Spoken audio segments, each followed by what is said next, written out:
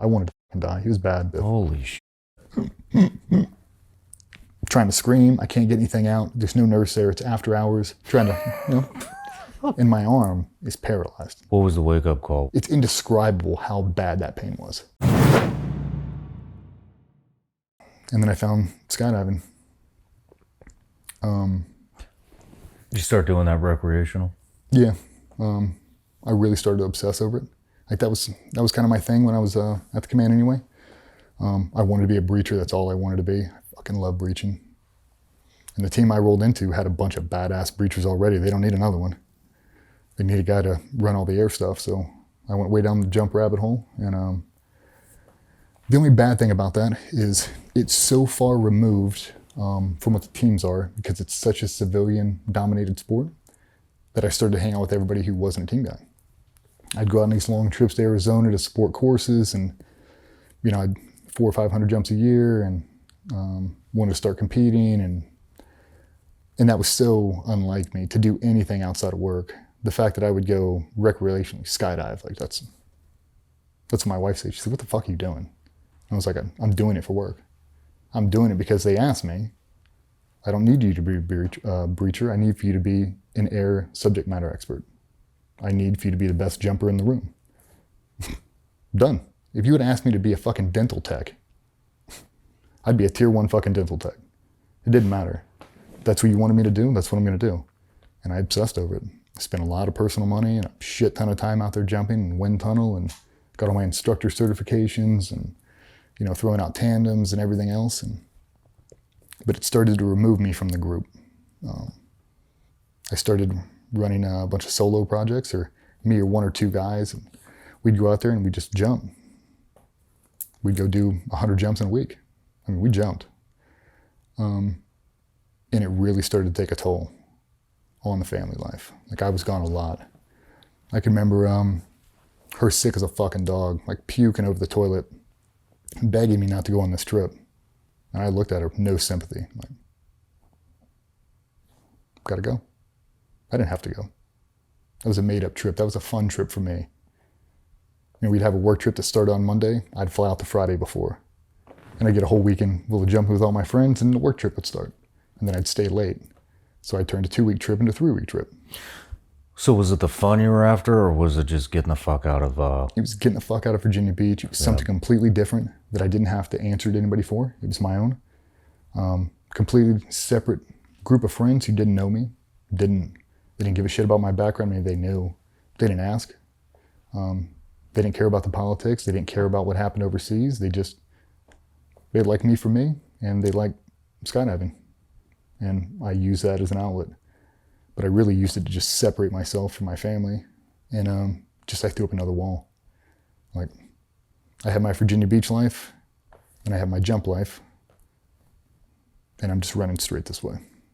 And she hated it. I mean, she begged me. She begged me. Stop going. Stop jumping. Stop doing this. Stop doing that. And I wouldn't. I couldn't. I was so addicted to it.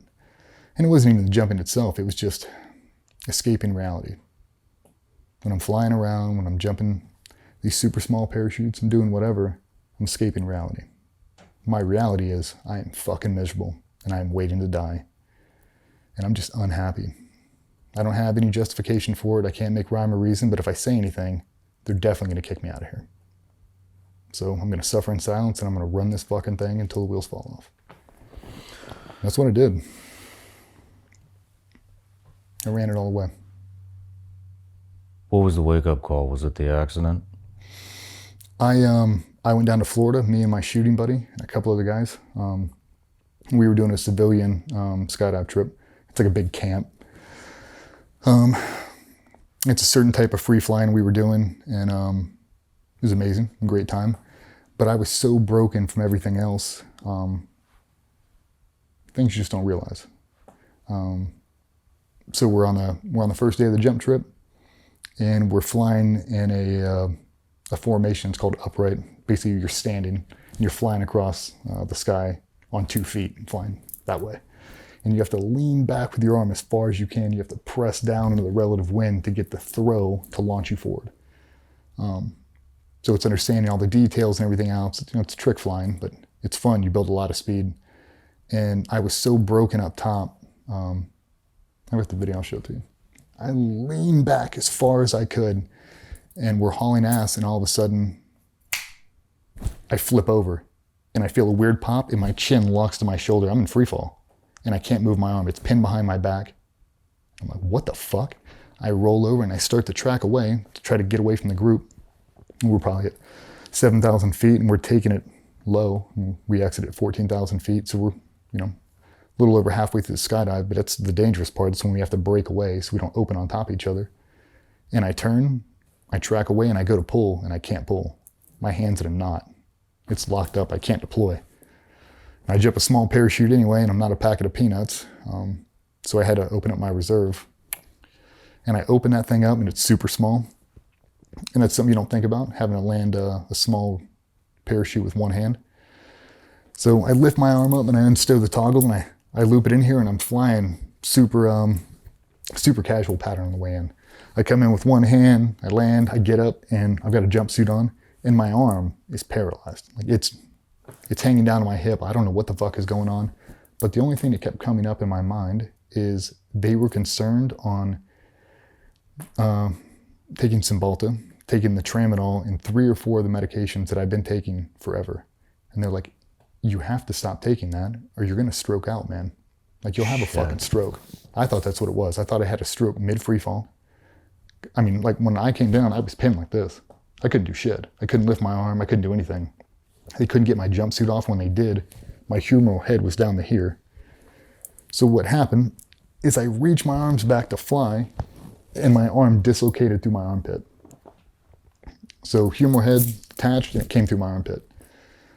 That's a very bad dislocation. It's very hard to reset, especially when a little bigger than it's probably like, bigger. And I landed on the ground and I remember standing on my hand trying to lift up to try to pop it. It still hadn't hit my mind that my shoulder's out of socket. I've never had one dislocate like that. I've had them in and out, but not like that. My teammate's there. He's like, dude, what the fuck? I'm like, I don't know what to do. We've got an ER a mile and a half down the road. I was like, I'm going. I jump in a rental car and I drive myself right to the ER. I'm still in my jumpsuit.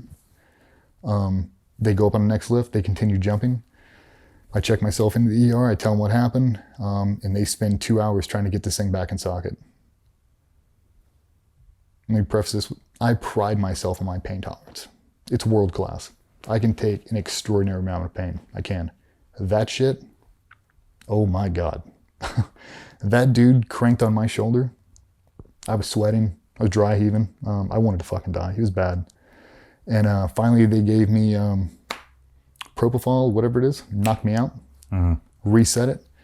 And they put me in a sling. He's like, hey, you got to go back. I'm freaking out because I don't want to tell work what has happened. So now my little hamster wheel's going around. I'm like, I don't have to tell anybody about this. I'm like, we're good. I drive back out to the drop zone. I see all the instructors, all the guys. I'm like, what happened? I was like, fucking arm came out. And they're like, Jesus. And all the guys like, hey man, we'll refund you for the camp because you can't jump. The fuck are you talking about? I'm jumping. He's like, you can't jump. Your shoulder just came out of socket. I was like, I'm jumping. I'll take the rest of the day off. I'll be back tomorrow. We went out to like a food line or whatever and bought a bunch of KT tape and YouTubed it and KT taped my shoulder in place. Put on a quasi brace that we bought from, whatever. Pinned my shoulder in and just taped it. So all I could do was deploy and I could reach up and I could grab my toggles and I could steer it, which made landing very, very challenging because I jump a high performance parachute. So I really have to be able to control this thing. And I just let my ego get a hold of me. And I didn't give a fuck. I showed up the next morning. They did not want me to jump. We had a conversation and we settled on a wager. If you can do 10 pull-ups right now, I'll let you jump. And I jumped on that bar and did 10 pull-ups so fucking fast. And he went, go ahead. I put my suit back on. I went up and did a jump very gingerly, not getting real dynamic. Did a second one, did a third one, did a fourth one. And on the fourth one, I got a little cocky. And I leaned into it a little bit too much on final, bringing in the parachute, and it popped out of socket again. The exact same thing. through the armpit, the exact same fucking way. And the instructor looked at me, because it's not common to fall on landing, not at that level. And they looked at me and gave me a weird look, and I was like, get any more fucking banana peels out here?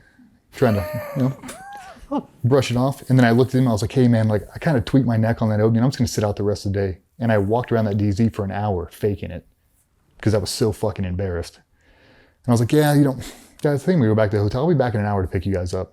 And I drove straight over to the ER, now in civilian clothes, had changed. And I walked in, the exact same doctor is working the exact same desk and looks at me and went, what are we gonna do you for? I was like, I was putting on this t-shirt and my shoulder came out. We gotta put it back in. And he looked at me and smiled, and he reached out and grabbed a blade of grass out of my ear and went, getting dressed out in the field, are we? Come on. Went back, knocked me out, popped it back in place. And I didn't jump the rest of that trip. I couldn't. It was so bad. And I knew how bad it was. Like the amount of pain that was going through my body was uncommon, and it couldn't be good. We get back to the command. I walk into rehab and I tell him, I was like, hey man, I got some serious shit going on. He's like, oh, we'll go in there. We've got great shoulder surgeons, super experienced. And we went in there and looked at that thing, and he went, dude, this is gonna be the one. Like, this is it. I'm like, whatever. We'll do a quick one. It wasn't a quick one. We went in and did that shoulder surgery. We did the Mumford. We cut out a section of my collarbone.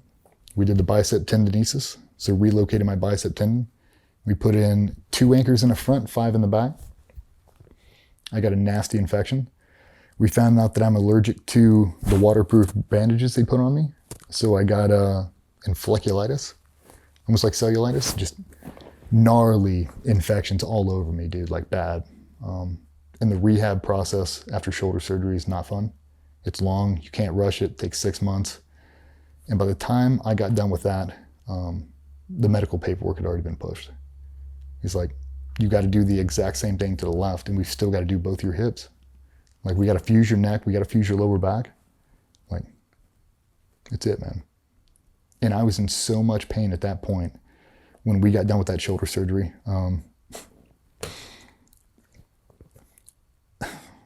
Not throwing anybody under the bus, but I will. They forgot to do my nerve block when I got that shoulder surgery. So I went in, we do the whole thing, and I wake up in a recovery room, and that operation was supposed to be 2 hours, and I was in there almost 6. Long fucking surgery. A bunch of stuff in there, a bunch of bone fragments are floating around. Your shoulder dislocates and slams back in, it chips away the corners. I've got a couple 4mm pieces of bone floating around in there they can't get to. 4 millimeters? Uh-huh. Yeah. So my humeral head, it just broke off big chunks of it. Now it's just free floating in there, just grinding everything out. So I wake up in this shoulder surgery, you get your arm pinned, you're in the sling, and I wake up and I'm overcome by it. Like, if you would have had a pistol sitting on the thing, I would have shot myself. It's indescribable how bad that pain was. It was everything. It was reality. And that doctor walked over and he's like, how you feeling? I've never felt this much pain in my entire life. He's like, nerve block not help? Did you do one? His eyes get real big and he looks at me, he's like, I'll be right back. He leaves, comes back 3 minutes later with 2 other doctors. And he's like, hey, so we decided not to give you the nerve block now. We're gonna give it to you post-surgery, so it'll be more effective for you. Okay. And they freehand this thing. Usually you do it under like an X-ray or whatever, you know what I mean? Yeah. And they don't. They just drop this thing in. They hit me. It's from the spine, right? What's that? It's from the spine, right? They did it through my neck. Through your neck? Yeah, so he hits some nerve bundle just above your collarbone. It basically just paralyzes everything from here to here. Okay. So he misses it. And a couple minutes later, I remember sitting there and I'm doing touch and goes, and you're all fucked up from the anesthesia. And I remember leaning my head back and my tongue was paralyzed and it rolled in the back of my throat. And I essentially started to swallow my own tongue. And I remember throwing my head over the side and scooping my tongue out, and I couldn't breathe. I was gasping, and it was nothing.